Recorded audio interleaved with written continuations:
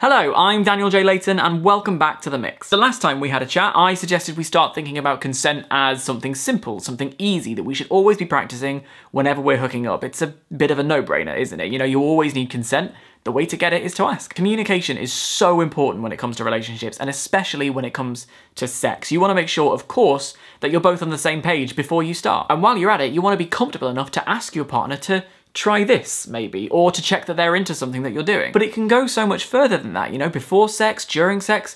What about after sex? Get into some pillow talk. What did you like about that time? What would you like to try together next time? And you know what? It doesn't just have to be with your partner. We've all been at a bar, you know, sat around a table with our friends talking about our experiences and our hookups, and we've all been up till 3 in the morning drinking gin and getting deep, talking about our likes and our dislikes.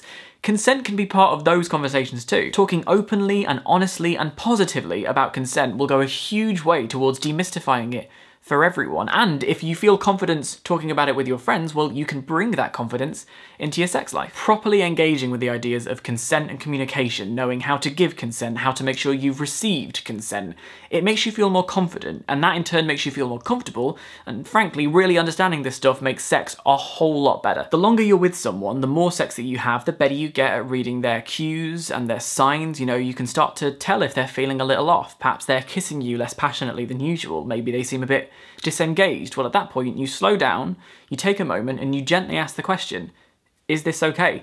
And you talk about it together. But even with new partners, where everything is a bit nerve-wracking and their body language is unfamiliar, it's just as important. Think about it. If you properly understand consent and how to communicate it, well, that's one less thing that you have to worry about. And you can spend more time thinking about things like good lighting and what is the right playlist to use. Here's a hint.